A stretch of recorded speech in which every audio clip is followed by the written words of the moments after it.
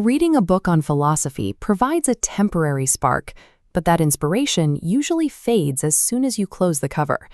To see a change in your daily habits, you have to translate those abstract concepts into a physical system that lives in your actual environment. We are going to build a 4 Agreements environmental toolkit. By placing specific physical cues in your home, you prompt yourself to act on these principles daily, even when you aren't thinking about them. To participate in this tutorial, you will need 4 items: brightly colored sticky notes, a thick black marker, your smartphone, and a small daily journal. As you prepare these tools, remember one rule: do not write out long inspirational quotes. Your brain is trained to filter out dense text when you're busy. We are strictly going to use 3 to 5 word shorthand triggers. By externalizing these rules into physical space, we stop relying on memory and willpower alone. The environment itself becomes the prompt that interrupts your old habits and reminds you to choose a different response.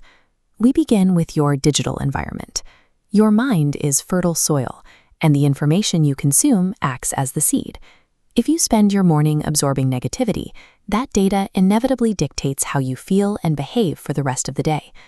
Open your phone right now.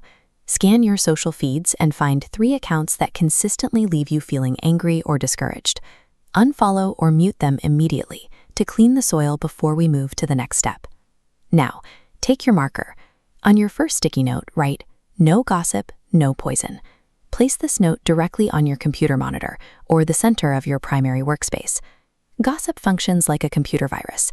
As this diagram shows, a single negative opinion enters a network and rapidly converts healthy notes into sources of infection. It spreads emotional poison through the entire system until everyone involved is suffering from the same distorted story.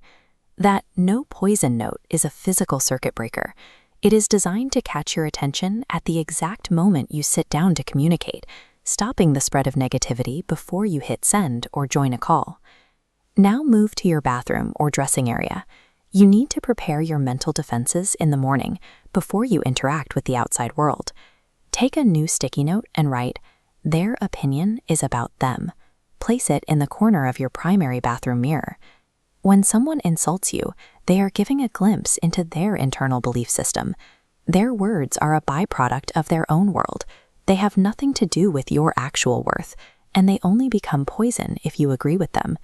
Interacting with this trigger while you look at your reflection helps you stay grounded. It prevents other people's opinions from compounding and turning into a negative identity that you carry around for years. This mirror trigger functions as an automated shield. It ensures that by the time you leave the house, you have already decided that other people's emotional toxicity does not belong to you.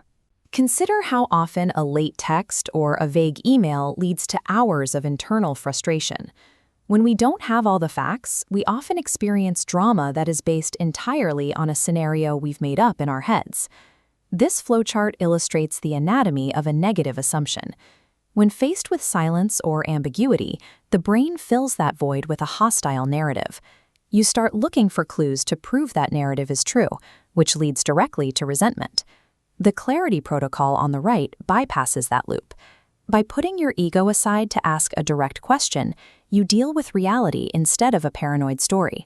You move from silence straight to resolution. To install this protocol, write "Assume the positive" or "Ask" on a sticky note. Place it on your phone case or your computer monitor bezel, wherever you typically receive messages. Healthy relationships require interacting with the person in front of you as they actually are, rather than reacting to a ghost created by your own unspoken expectations. This physical prompt stops relationship friction at the start. It replaces days of silent internal suffering with a few seconds of honest communication. Because these new habits are competing with years of old behavior, you will inevitably forget to use these triggers sometimes. Expecting perfection from the start is unrealistic. This is why you need the final tool. Open your notebook, date the page, and write the numbers 1, 2, and 3.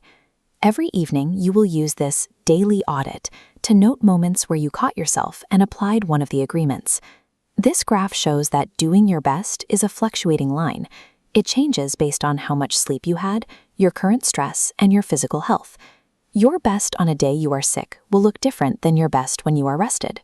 Focus on the action itself rather than the results.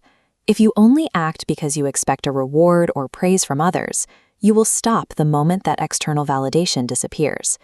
This nightly audit ensures that even your mistakes are useful. They become data points that show you exactly where you need to adjust your environment, turning your failures into part of the process.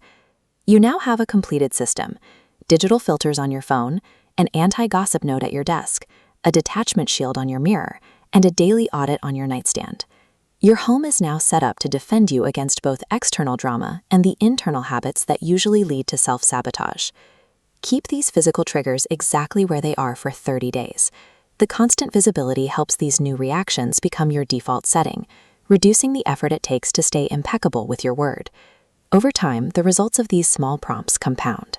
You will find that your difficult days feel more manageable and your peaceful days become more frequent. The real value of this system shows up when your motivation dips and these physical cues step in to redirect you. Consistency comes from the environment you build.